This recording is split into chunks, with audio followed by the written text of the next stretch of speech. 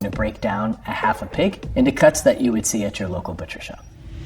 So the first thing that we're going to do is we remove the leaf lard. Leaf lard is the most neutral of all fats, which means it doesn't have a lot of taste to it. Traditionally, it would be used in things like pie crust and stuff like that before the advent of shortening. So right here, I'm just kind of removing a bit of the flank section. This is just sort of a preliminary step. We'll come back later in terms of removing the sirloin section, but that just kind of gets it out of the way and also makes it a little bit easier to pull the tenderloin off. So along with the leaf lard, one of the first things we'll do is also remove the kidney. Kidneys are wonderful. I usually grind them with my grind and put them into sausage. So here I just follow along the lumbar vertebrae right to where it turns into the sacral vertebrae and right into the H-bone. And I just follow along a very natural seam. And you can very easily pull off the tenderloin once you sever those first connections. It almost comes off by hand. So here we're going to remove the shoulder section. For our purposes today, I was counting between the 5th and the 6th rib. And that's traditionally where a butcher hog would be broken. If we were cutting it for charcuterie, we would want to elongate certain muscles. So we would cut between, say, the 6th and the 7th for charcuterie. And what I'll be able to do is basically joint. So I'll be able to remove this section without sawing. And what that does is that helps the life of the carcass. I'm not sawing through something, so I'm not generating heat, which will cause the muscles to oxidize a little quicker. And I'm also not injecting a little bit of the bone dust into the muscle. So now I'm going to remove just a little bit more of that flank section. And you can see back here with that skin, this hog is hung for about 7 days, so it's really dry. So that skin is pretty tough to break through. So I'm just moving it out of the way because what I want to do is expose this last vertebrae in the lumbar section. And what I'll be able to do here is the same thing. I'll use the weight of the animal to joint and not have to saw. And that piece comes off fairly easily. And then so the last cut is to separate the belly from the loin section. And here we want to make sure that we get a nice enough of a tail, a nice enough of a rib bone on our pork chop without cutting our bellies incredibly short. Bellies get turned into bacon. Bacon is a great value-added product for butchers. Everybody loves bacon, so it's definitely within the butcher's best interest to have as much bacon as possible. So these are the 4 primals: your shoulder, loin, belly, and ham, along with your tenderloin, leaf lard, kidney, and the head. And then from here, we're going to break them down into other cuts.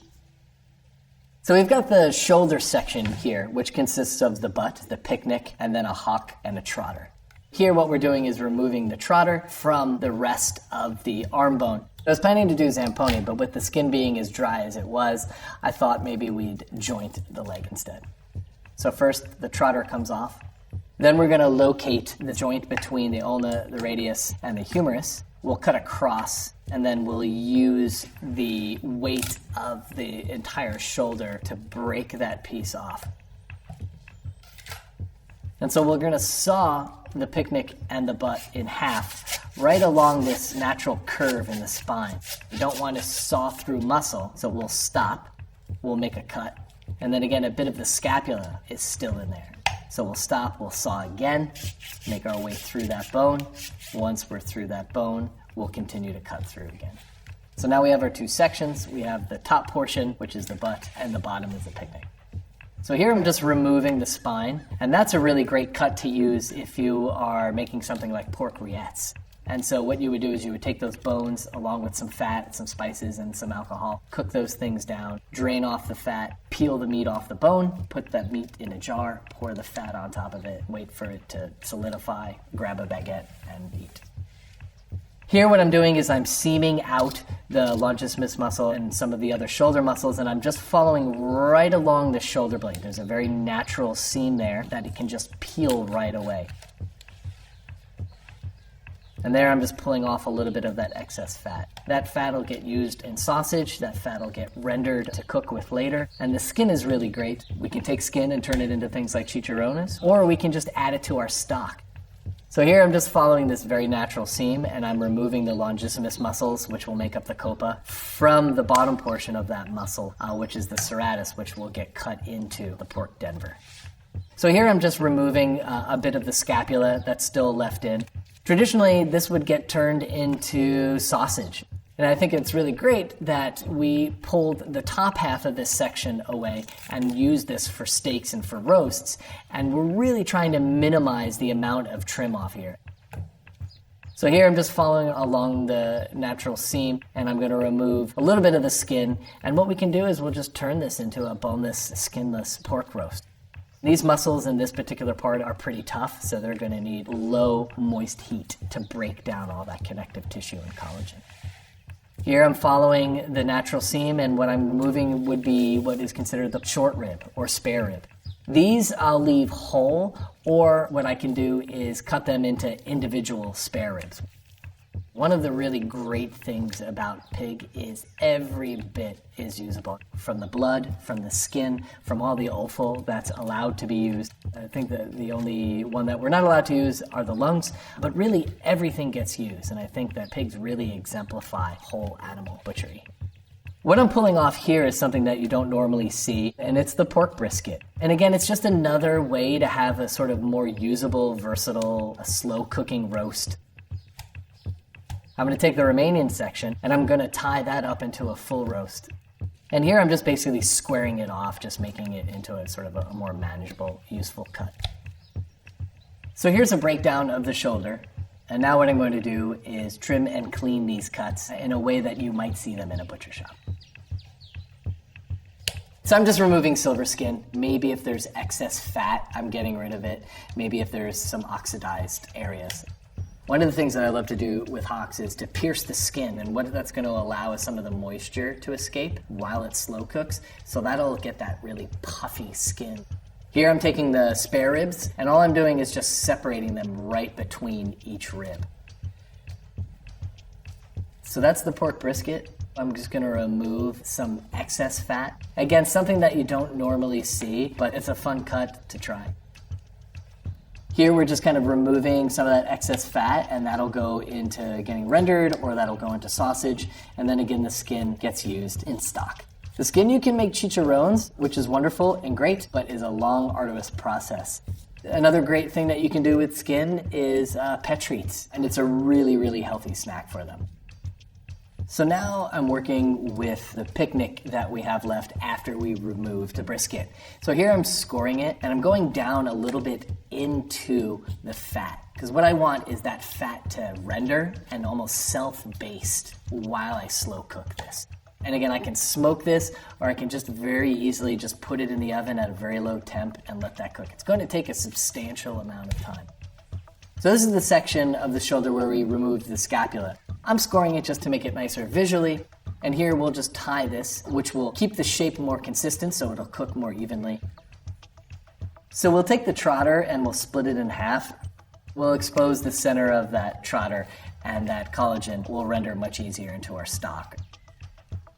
Next up, we have all the longissimus muscles, and those are the longest muscle group in the body. And so it'll be the eye in your pork chop, or it is the copa, and that's what we're going to do here is we are going to tie a copa roast, but then also cut copa steaks.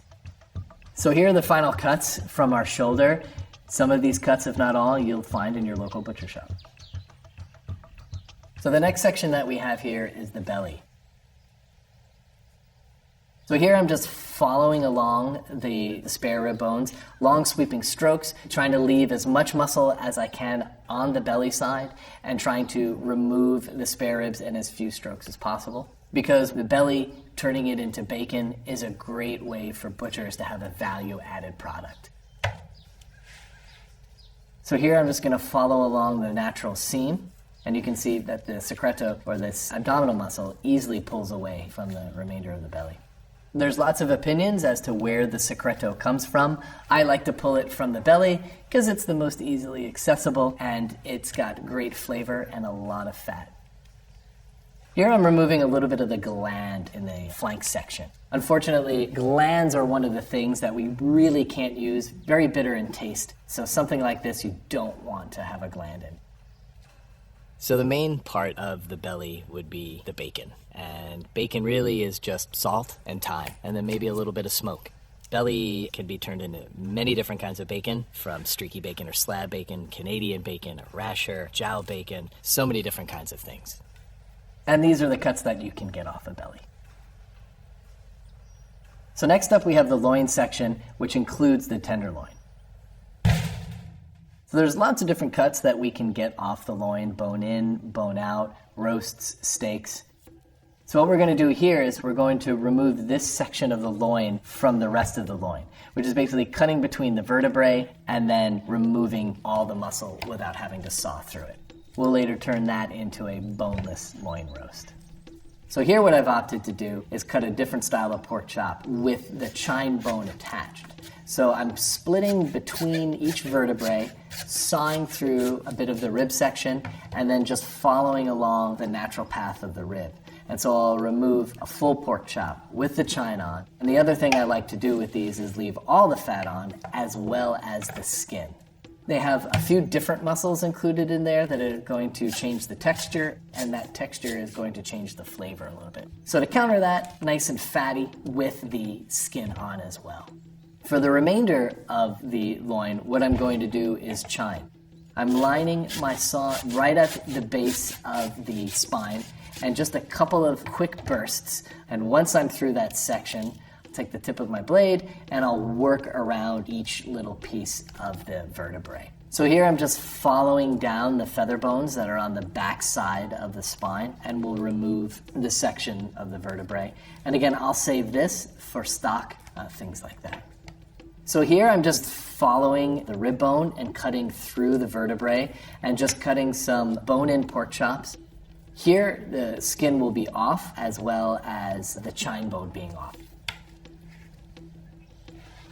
So this is a part of the loin towards the rear of the animal, back towards an area where there are finger bones and not rib bones. So I've removed the spine and finger bones, I've skinned it, and here I'm just removing excess fat. It's always a balance between too much fat, too little fat. Me personally, I love a ton of fat, but it's something that we slowly have to initiate customers into buying. And then here I'm going to just score it again just for some presentation, and then I'll tie it. And that tying will keep it in a more uniform shape, and that will aid in a more even cooking. So the last part, we're going to tie something that's sort of traditional holiday roast, if you will. So we're going to tie what is essentially a pork standing rib roast. Skin off, leave a good amount of fat on, not too much, and expose or French the ribs. And really this is all just presentation. Personally, I love to leave all that fat and meat on the bone, but for presentation's sake, it looks really nice. So to go ahead and French a bone, first you want to scrape between the bone and remove any of the intercostal meat. So that's the meat in between each bones. And then really, it just depends on how you feel like doing it. I kind of do a version where I scrape off as much meat and then I'll take a clean rag and use that rag to pull off. Some people really want to see clean bones. I think I'd leave some meat on there just because I'm so anti-Frenching things.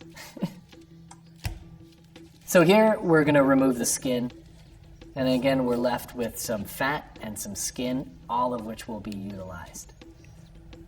So the tenderloin is the most tender muscle in the body. What that equates to is a lack of flavor. So to help mitigate that, I leave a good amount of fat, or as much fat as I possibly can. But one of the things that we will have to remove is the silver skin. So that fascia isn't going to break down when you roast it normally. Here are the final cuts from the loin that you'll likely see at your butcher shop. So here we have the final traditional primal, the ham with the sirloin attached. So much like we did on the front arm, we're going to do on the rear.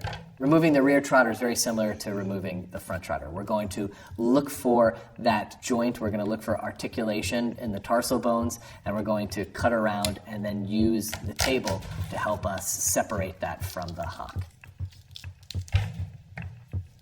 What we're going to do is we're going to debone around the sirloin. So first we'll remove part of the sacral vertebrae, and then we'll remove part of the hip that's still attached to the H-bone. And what that allows me to do is make sure I just remove the bone and not pull muscle with it. So it's a much cleaner way of removing those bones. So I'll cut between that cartilage, remove a bit of the hip, and then I'll work around the remaining section of the hip into the H-bone, around the femur, and then pull out that section. The H-bone is a fairly tricky bone to remove. There is a tendon that's attached to it. So it's one of the reasons why you don't dislocate your leg. The rear hock is a little bit different from the front arm in that the rear hock has a stifle joint. So it's almost a straight cut through that section. So we'll remove the tibia from the femur by locating an area just below the patella and the kneecap. And that area right below the patella allows us to sever that section very easily. So now we can remove the sirloin section. So we follow right on top of the tip of the femur. And as you can see, we get a much more full piece of sirloin. Great for cutting steaks or turning it into a roast as well. So here's the breakdown of the ham. Next, I'll cut them down even further into parts that you might see in your butcher case. So here again, I'm just skinning and taking off some of that excess fat. We're going to cut some bone-out sirloin steaks. A lot of flavor. There's a lot of muscle groups in there, so that texture is adding to the flavor. I like them much better than a pork chop. So next up we have the ham and the 4 primary muscles that are included in that. The top round, the sirloin tip, the eye round, and the bottom round. For our purposes, first we're going to skin it, leaving as much fat on as possible. You want to see the shadow of the blade underneath the skin, and that's how you know you're getting a really clean piece. So here we're following the natural seam, and I'm just scoring and following right around the femur. There's a very natural seam there that connects the top round to the bottom round, and we'll remove the top round along those lines. So here what we're doing is removing this top cap. This is the gracilis muscle. The cut that you'll see in butcher shops in the beef case, but you can totally use this in the pork case as well. It's very thin, it's quick cooking, and definitely just a great cut for a couple of portions. There's a good amount of fat on it, so we'll trim that off, as well as removing any of the silver skin or fascia on there. So with the remainder of the muscles on the leg, what I like to do here is just debone it. So I'm just following the bone. And then that femur bone is going into stock. So the remainder of the muscles, the bottom round, the eye round, and the sirloin tip, traditionally would either be left together for a ham, cut into cubes for stew, or going into sausage. But I figured the utility of this is that we can turn all of these into really great roasts. I'm going to pull off a little bit of that excess fat. I'm going to pull off the patella, the kneecap, which is still in the sirloin tip. And then I'm going to tie each of these into individual roasts. And what we'll wind up doing with the top round is taking that and cutting cutlets or Schweinsschnitzel. And then the remainder of the pieces that are left on the leg, I cut those up for stew. So when you're pounding the schnitzel, I use 2 pieces of saran wrap, and you want to make sure that you don't hit directly straight down. You want to push away so as not to push through the muscle. These are the final cuts from the leg that you might find at your butcher's case. And then we have the head, which I like to call the 5th primal. So first things I do is I remove the ears. You can leave them attached, but traditionally what will happen is those will get sliced into strips. They'll get cured along with the head and the tongue, and those will get put into the skin and rolled up and cooked along with it. So I'll remove those. What we're going to do here is something that's very typical in charcuterie, which is removing the entire skin along with the muscle from the skull into something that's called porchetta de testa, or fromage de tête. And here I just follow around the skull. I start at the top of the head and then working down along the sides of the skull. So I work in sections. I work one side, loosening it up, and then I'll flip over to the other side, joining them in the middle right around the forehead, and then peel down the snout of the animal. Just like organ meats that people have this sort of negative connotation with head, you know, it has a face, and so I can understand that it makes it really difficult for people to even think about consuming. But again, talking about pigs and their overall utility, it's just so great that you can take every single part of this animal and turn it into food. Even when you're done, the skull has a lot of meat left on it, so you can totally throw that into a pot and that can be your head cheese.